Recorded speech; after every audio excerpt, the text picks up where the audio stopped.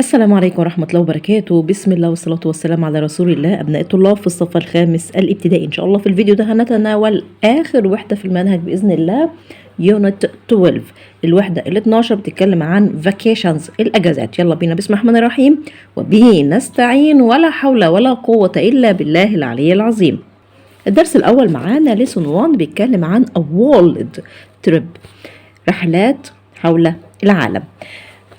تعالوا نشوف كده الكلمات المهمة عندي هنا. كلمة تيكت يعني تذكرة، سيوتكيس حقيبة سفر، هوتيل فندق، تورست سائح، باسبورت جواز سفر، سويمينج بول حمام سباحة، سويمينج بول. طب تعالوا كمان نشوف تريب يعني رحلة، فاكيشن أجازة. كمان معانا باي خليج، عندي ثيم بارك اللي هي مدينة الملاهي، ايربورت المطار.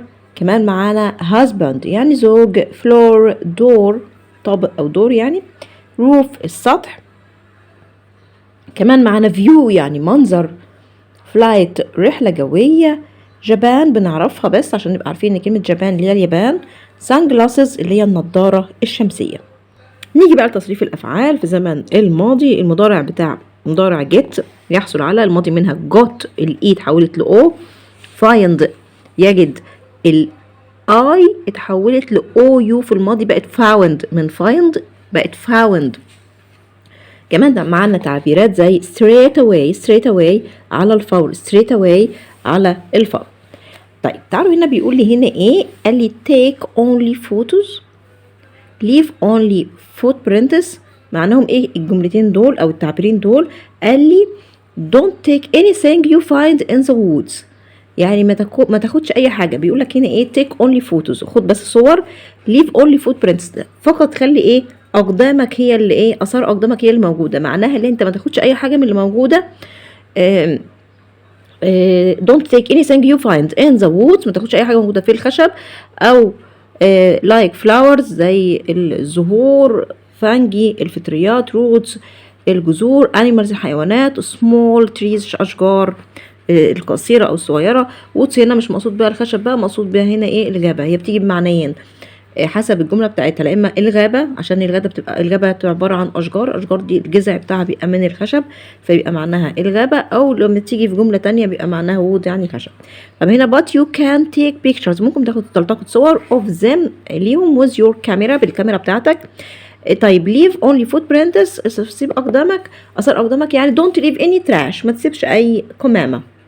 تعالوا نشوف الفقره هنا بتتكلم عن ايه. بيقولي today mom received an email، مامته استلمت او مامتها استلمت ايه، ايميل بريد الكتروني from her sister نادية، من اختها نادية، and her husband هاني وزوجها هاني. they are on a business trip، هما في رحلة عمل traveling around the world، بيسافروا حول العالم. نادية and هاني were in India، كانوا في الهند last week الاسبوع الماضي، and this week they are، وهذا الاسبوع هما في سنغافورة اللي هي سنغافورة. mom is reading the email، الأم بتقرأ البريد الإلكتروني aloud بصوت عالي to her daughter لبنتها رنا and her son علي ولابنها علي.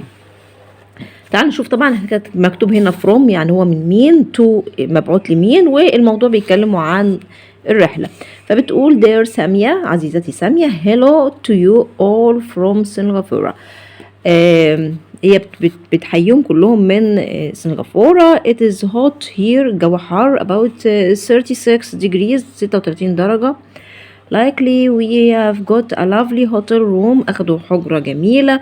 we are on the 42nd floor، في الطابق الثاني، في الطابق ال 42 سوري. the view is beautiful، المنظر بيكون رائع. and we can see the beach، ممكن نشوف الشاطئ. there is a huge swimming pool، في حمام سباحة ضخم on the roof على سطح of the hotel، سطح الفندق. can you believe it، متصدق ده؟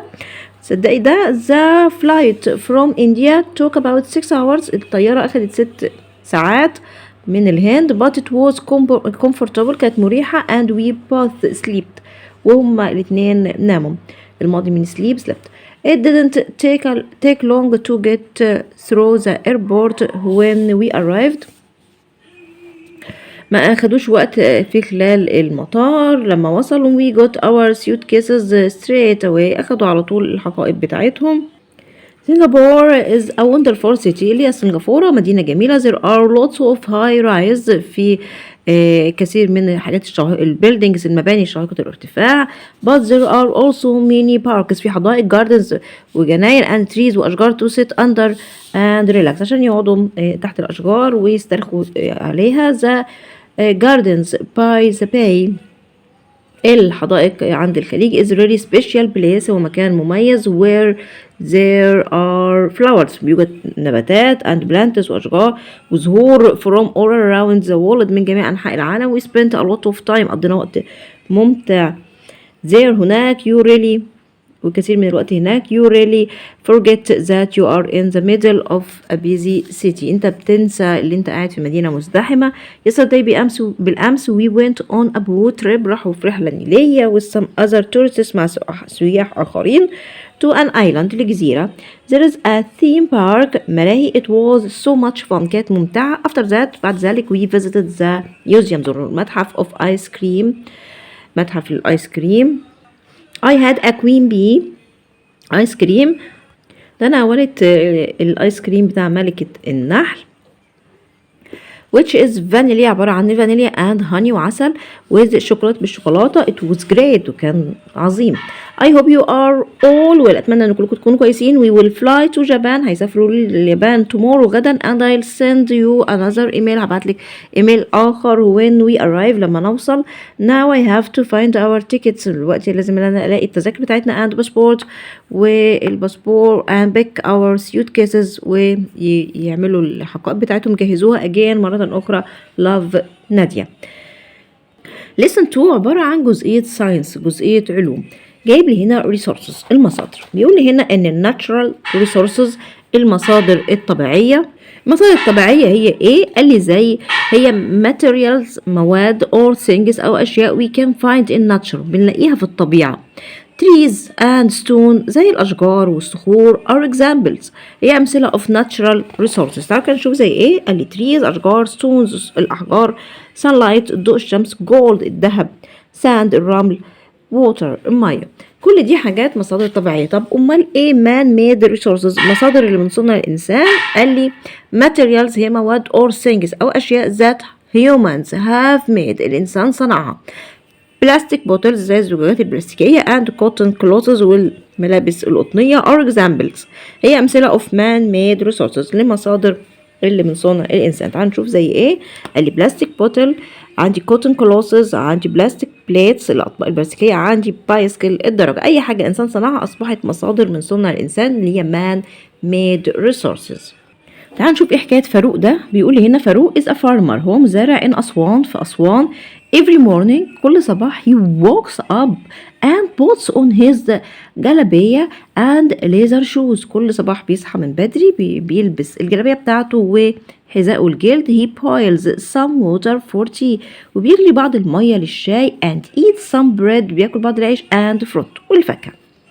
because فاروق lives in أسوان لأنه بيعيش في أسوان he knows that هو عارف إن the sun will shine most days إن الشمس هتشرق لمدة most days معظم الأيام. he is lucky هو محظوظ that he lives on the fertile banks of the Nile هو محظوظ إنه بيعيش على أرض خصبة من النهر أو ضفة خصبة من نهر النيل so that he can use the water for his crops بيستخدم المياه على المحاصيل بتاعته عشان يسقيها. today فاروق is harvesting the grain هو هيحصد الحبوب putting it into baskets بيحطها في السلال made from reeds مصنوعة من ايه؟ من القصب and taking it وبياخدها to sell at the market عشان يبيعها فين؟ في السوق.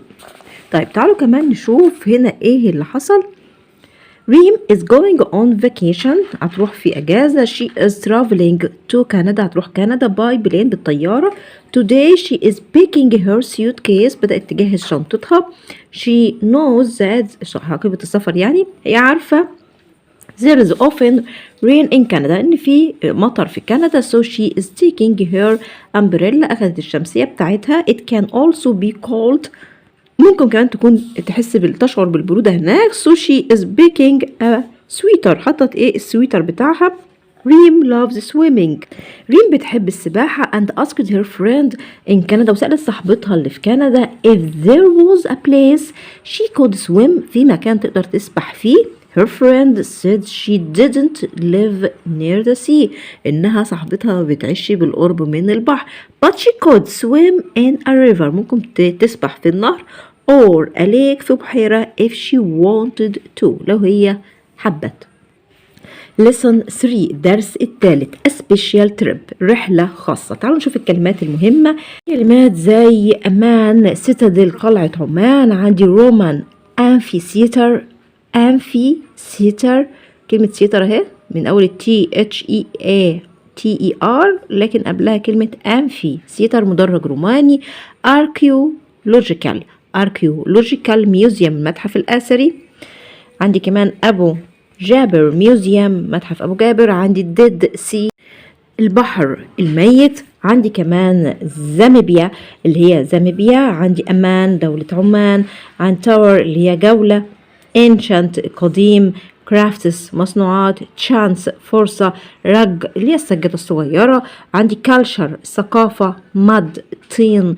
handicrafts أعمال يدوية. كمان معانا diary اللي هي المذكرات اليومية. stairs الإكشاك. عندي التصريف الثاني كلمة leave يغادر الماضي منها left. كمان معانا trading center مركز تجاري. عايزين نعرف كمان ان arrive بيجي معاه حرفين جر arrive in و arrive at. arrive in بيجي مع اماكن كبيرة. arrive at اماكن داخلية داخل المدينة. طب كمان عندي افرق ما بين كلمة discover بتيجي مع الاماكن اللي بكتشفها لاول مرة لكن explore اماكن دي بنرغب في معرفتها جيدا ولكنها في الاصل معلومة ومعروفة. يعني ايه discover انا اكتشفتها وما كنتش عارف انها موجودة. explore كانت موجودة بس انا لسه جاي اكتشفها او اوصل للمعلومة بتاعتها. طب هنبدأ نتكلم هنا عن ديزرت تريب رحلة صحراوية تو جوردن للأردن. بيقول لي هنا day 1 كاتب لي الأيام بتاعتها كل يوم. فبيقول هنا day 1 في اليوم الأول arrive in Amman and check in to our hotel in the middle of the city. وصلوا لعمان وسجلوا الدخول للفندق اللي في وسط المدينة. enjoy some free time استمتعوا بعض الوقت in the city before meeting at the Memphis restaurant. استمتعوا بعض وقت الفراغ قبل ما يبدأوا يلتقوا في المطعم منفيس. المطعم اسمه كده. for a traditional Jordanian dinner بيجهز العشاء التقليدي الأردني in the evening في المساء. طيب في اليوم الثاني today we enjoy استمتعوا a tour of Amman في جولة في عمان. visit the famous Amman citadel زاروا قلعة عمان before exploring قبل ما يكتشفوا أو يفحصوا يعني the Roman amphitheater and the archaeological museum المدرج الروماني والمتحف التاريخي. after a late lunch بعد الغداء تناولوا الغداء قلنا في مطعم محلي. spend the afternoon وقضوا وقت الظهر بعد الظهر and evening والمساء walking بيمشوا through Amman's many colorful markets. طيب كمان بدأوا يمشوا في الأسواق الملونة اللي موجودة في عمان. الداي 3 اليوم الثالث today we head out of the for a day trip to Salt about an hour. يبقى هما كانوا فين عملوا خرجوا من المدينة في رحلة نهارية إلى حاجة اسمها السالت. طيب دي مكان هناك about an hour ساعة away from عمان. يبقى تاخد قد ايه ساعة كده من عمان. in the ancient town of Salat you will find lots of local Jordanian culture. طيب في بلدة السلط دي القديمة ستجد الكثير من الثقافة الأردنية. Jordanian culture الثقافة الأردنية.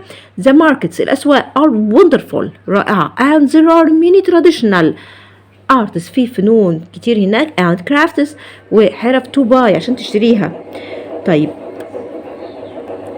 we will visit the أبو جابر هيزوروا كمان أبو جابر museum متحف أبو جابر and discover the history of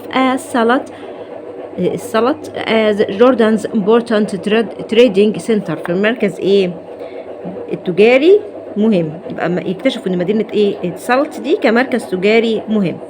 طيب اليوم الرابع day 4 no visit to Jordan is complete without a trip to Dead Sea. مفيش طبعا زيارة تبقى في الأردن تكتمل إلا بزيارة البحر الميت. There is so much salt. مليان ملح كتير in this sea في هذا البحر that you are able to float on the water. في البحر ده أنت ممكن تطفو على الماء. وصلنا لفين؟ You can also enjoy the Dead Sea mud. بتستمتع كمان بالطين اللي في البحر الميت which is very good for your skin اللي كويس جدا للجلد. Day 5 اليوم الخامس after enjoying a relaxed breakfast بعد الاستمتاع بوجبة فطار مريحة we leave at 11 a.m. بغادروا الساعة 11 الصبح to drive 3 hours back to عمان عشان يقودوا أو يغادروا ياخدوا بقى سيارة ويغادروا لمدة 3 ساعات عائدين إلى عمان. We will stop on the way for lunch. هيتوقفهم في الطريق عشان الغدا before arriving at the airport قبل ما يوصلوا للمطار at 5 p.m. الساعة 5 مساء. تعالوا بقى نشوف الفقرة دي بتتكلم على ايه. كاتب لي هنا Thursday October 6 Dear Diary. دايري ايه؟ دايري اللي هي زي مذكرات اللي هي is a book هو كتاب write down بنكتب فيه things أشياء happen to you each day بتحصل لك كل يوم. فهنا بتقول ايه؟ مذكرتي العزيزة today was the best day ever. ده كان أفضل يوم على الإطلاق. I love anything to do with history. أحب أعمل كل حاجة مع الحاجات التاريخية يعني. I always go to the museum at home. So today was a special day for me. كان يوم مميز. The bus ride wasn't too bad. قائد الأتوبيس كان مش سيء.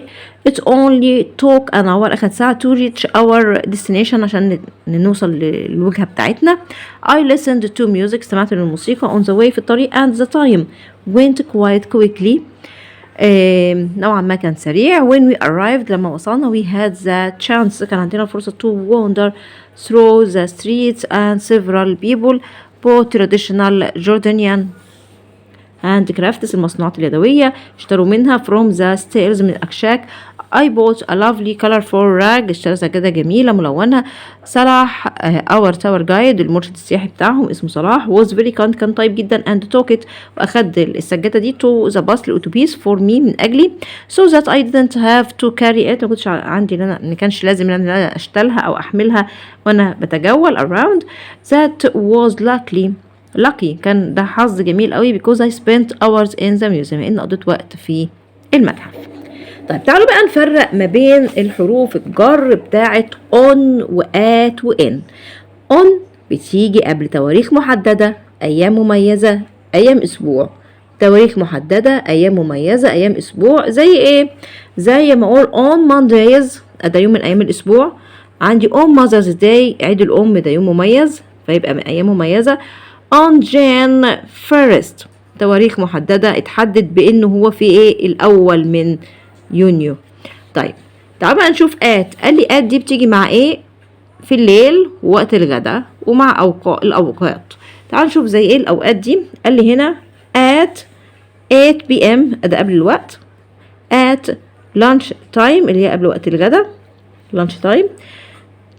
طيب كمان بتيجي مع الأوقات زي at قلنا 8 p.m. إن بقى بتيجي مع إيه؟ مع الشهور وفصول السنة والسنوات وأوقات اليوم. تعالوا نشوف زي إيه. in June ده الشهور. in 2010 ده السنوات. و in the morning اللي هي أوقات اليوم اللي هي فترة الصباح. طيب تعال بقى نشوف نطبق ده في الفقرة دي. بيقول لي هنا هاي أيمن. ولد بيقول هاي أيمن do you want to play basketball after school on Thursday؟ قال له on Thursday I am sorry I can't I go swimming on Thursday. لا مش مناسبني ده أنا هروح أسبح في اليوم الخميس. طب هنا girl طبعا أخد هنا on ومع إيه يوم من أيام الأسبوع. طب البنت هنا بتقول هيلو أميرة shall we go shopping on the weekend؟ احنا نروح للتسوق في نهاية الأسبوع. ايه رأيك؟ قالت لها yes please. أيوة من فضلك that sounds good. دي حاجة جميلة قوي. الأب بيسأل فريد بيقول له فريد remember you have a dentist's appointment this afternoon عندك ميعاد مع دكتور الأسنان بعد الظهر. قال له yes it's at 5 o'clock isn't it ده الساعة 5 مش كده برضو؟ قال له yes that's right أيوة أنت معاك حق. أوكي thanks ده هنا أخد إيه at 5 o'clock جاء قبلها at. الأم بتسأل بتقول تاليا our flight leaves at 11 a.m. الطيارة بتاعتنا هتغادر الساعة 11 صباحا. قالت لها اوكي مام I'll be ready. قالت طيب أنا هكون جاهزة. هنا شريف بيكلم مامته فبيقول مام remember I am playing football with رامي in the morning. قالت له oh yes that's fine شريف thanks for reminding me شكرا إنك فكرتني. سارة بتقول لمامتها مام when are we visiting grandma and grandpa هنزور امتى جدتي وجدي؟ قالت لها we are going in July سارة not long now احنا هنروح لهم في شهر يوليو. ما عداش وقت طويل على ده. الدرس الثالث كان طويل شوية بس خفيف وجميل. نيجي نبدأ في الدرس الرابع lesson 4. بيتكلم عن ايه؟ بيتكلم على ان انا عندي feel زائد صفة adjective بتعبر عن الحالة زي ايه feel better يبقى يشعر بتحسن. طب امال لو جاب لي قال لي such a or an adjective صفة يبقى معناها ايه اعلى درجة من الصفة. it was such a beautiful day يبقى ده كان يوم جميل قوي. طيب تعالوا نشوف الكلمات كمان المهمة اللي معانا. عندي كلمة vacation اجازة، عندي بيكنيك نزهة، playground ملعب، bench مقعد، show عرض. طب تعالوا كمان التصريف التاني للفعل. عندي sit يجلس الماضي منها sat جلس، عندي come يأتي الماضي منها came أتى. تعالوا نشوف الحكاية دي. جايب لي طبعا قصة بيتكلم فيها على البيجيننج مقدمة والميدن الوسط والاند الخاتمة. بتتكلم عن ايه؟ بيقول لي هنا سليم was feeling sad سليم كان زعلان. it was a hot summer كان جو حر قوي. school was over المدارس خلصت and he wanted to go on vacation كان عايز يروح في أجازة أو رحلة. his cousin شريف ابن عمه شريف was away at the beach and سليم wanted to be there too كان ابن عمه رايح البحر والشاطئ وهو كان عايز يبقى معاه برضه. his family usually went on vacation with شريف's family دايما كانت أسرته كانت بتروح ايه أجازة مع أسرة شريف. but this year هذه السنة that wasn't possible كان مش ممكن. سليم's dad had a new job كان والد سليم عنده وظيفة جديدة and they had to stay in Cairo كان لازم ان هم يقعدوا في القاهرة. مروان his friend كلمه phoned him hey how are you سليم ازيك يا سليم عامل ايه؟ I'm feeling a bit low I want to be at the beach. سليم بيقول له انا حاسه متضايق شويه انا عايز كنت ابقى على الشاطئ. قال له well this year you can't go مش هتقدر تروح السنه دي so let's find something else to do خلينا نشوف حاجه تانية نعملها.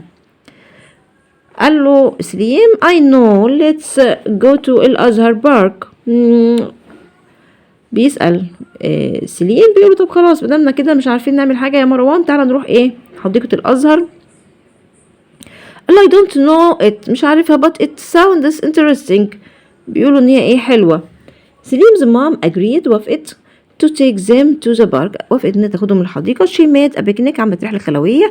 so when they arrived لما وصلوا they sat under a big tree قعدوا تحت شجرة كبيرة on the cool garden في الحديقة الجميلة على عشب الحديقة الجميلة grass and enjoyed their food واستمتعوا بالطعام بتاعهم.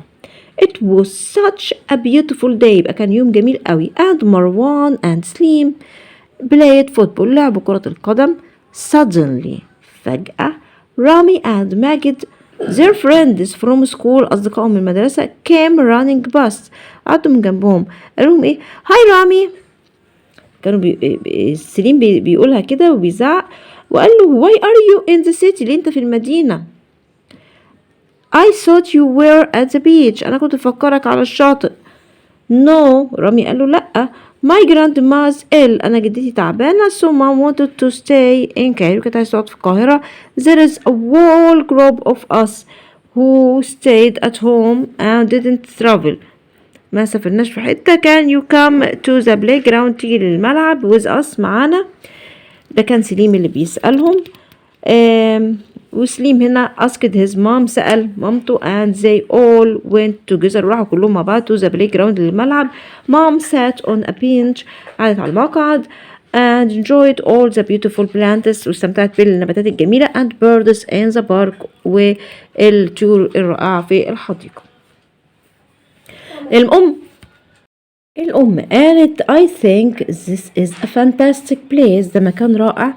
At the end of the afternoon في نهاية اليوم بعد الظهر I can see there is a show next week في عرض الأسبوع القادم. Let us come back with that خلونا نيجي مع الأب see the show نرى العرض and have a meal ناخد وجبة at the restaurant في المطعم. سليم felt very happy كان سليم يشعر بالسعادة. now he knew his friends were in town عارف ان أصدقائه كانوا في المدينة and they had a wonderful park كان عندهم حديقة جميلة. it seemed that summer in the city would be awesome وبدا لي ان الصيف في المدينة سيكون رائع. مع بعض pronunciation الفرق أو بين الصوتين الذا والسا ذا والسا ذا سا. طيب امتى ده وامتى ده؟ قال لي الأول إن أنا press your tongue اضغط على لسانك against your top teeth بيبقى إيه؟ ورا top teeth أسنانك العلوية. ذا طب تعالوا نشوف هنا ذا قال لي unvoiced ده ايه ما بيعملش ايه صوت which means بيعني ايه الكلام ده ان هو feel some air on your hand لما حطيت ايدك كده قدام فمك وانت بتنطق ثا هتلاقي فيه هوا بيبقى خارج بيضرب في ايدك وانت بتنطق الصوت ثا ثا ثا هتلاقي فيه هوا خارج على ايدك كده. طيب امال ذا قال لي لا مفيش هوا ذا مفيش هوا ولكن ايه بتشعر بايه باحتكاك كده on your neck في عند رقبتك. في الاحبال الصوتيه بيحصل فيه احتكاك كده وانت حطيت ايدك على الاحبال الصوتيه او على حنجرتك هتحس بالاحتكاك ده اللي هو اسمه فايبريشن احتكاك. طيب تعالوا نشوف كده زي ايه الكلمات دي. قال لي ذا زي think Thursday think دي كانت think لكن دي think آخر حرف المختلف. هنا 3 earth author bathroom south birthday thousand mouth. أمال الذا زي these those this with mother father they other clothes leather كل دي الكلمات أمثلة على حرف السا والذا.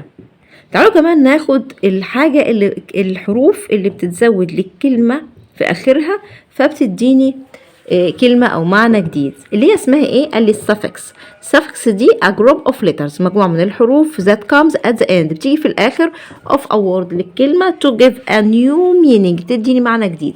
some adjectives بعض الصفات have common suffixes ليها إيه؟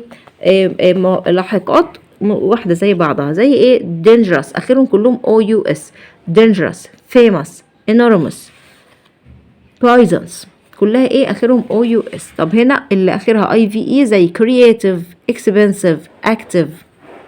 نبدأ بقى ندخل في جزئية الماس جزئية الرياضيات. بيقول لي هنا هنتكلم على triangle اللي هو المثلث is a 2D shape with 3 sides يعني ايه ثنائي الأبعاد بثلاث أضلاع. طب تعال نشوف الأنواع المثلثات types of triangles. أنا عندي إيه؟ أول حاجة an equilateral بنقسمها المقاطع عشان تعرفوا تبقى سهلة عليكم نطقها. equilateral triangle has 3 equal sides اللي هو متساوي الأضلاع عنده 3 إيه أضلاع كلهم متساوية اللي هو إيه equilateral. طب تعالوا نشوف النوع التاني a right angle triangle اللي هو ايه a right angle triangle has one angle عنده زاوية that measures 90 درجة degree اللي هو زاوية ايه قائم الزاوية اللي هو فيه زاوية فيها 90 درجة. طيب عندي an isosceles اللي هو ايه isosceles اللي هو triangle has two sides عنده جانبين of equal length اللي هو ايه متساوي الضلعين، متساوي الساقين، عنده ضلعين بس ايه متساويين. طيب عندي كمان اسكلين triangle. اسكلين triangle has three sides عنده 3 جوانب of different lengths لأطوال مختلفة اللي هو مختلف الأضلاع. ده المثلث الأخير. آخر معانا حاجة هي lessons 5 and 6 الدرسين الخامس والسادس. ازاي نكتب how to write a diary، ازاي نكتب مذكرات يومية. قال لي أول حاجة لازم التاريخ بحطه جهة اليمين، وبعدين طبعا ببقى كاتبة الاسم. تاني حاجة بكتب their diary مذكراتي العزيزة أو الغالية their diary. تالت حاجة بوصف شعوري I had such a cool day today كان عندي يوم ايه جميل، أو أقول I love this city أو I love this day أنا بحب اليوم ده أو بحب المدينة دي حسب ما أنا بتكلم بقى. آخر حاجة بتكلم على ضمائر شخصية، بستخدم ضمائر شخصية زي I و me. طيب هنا بدأ يقول I went on the river يبقى هو اللي راح يبدأ يستخدم الضمائر دي ازاي نكتب المذكرات اليومية. بعد كده بدأ يتكلم عن my perfect vacation اللي هو رحلاتي أو أجازتي المثالية. بدأ يتكلم عن رحلات وزيارات لأماكن كتير، ويتكلم على كل يوم كان بيروح في زيارة لمكان ايه. هندخل على جزئية الريفيو. هنلاقي فيها ايه؟ هنلاقي فيها جايب لي هنا places أماكن to spend the holiday عشان تقضي الأجازة. جايب لي هنا 4 أماكن. أول حاجة a village قرية، جايب لي هنا a natural trail اللي هو الممشى الطبيعي. عندي كمان a busy city مدينة مزدحمة، وديزرت والصحراء، وكاتب لي مميزات كل واحدة فيهم. مثلا وليكن هنا في الفالج كاتب لي it is peaceful هادئة and very quiet هي فيها سلام وهادئة especially at night وخصوصا في الليل.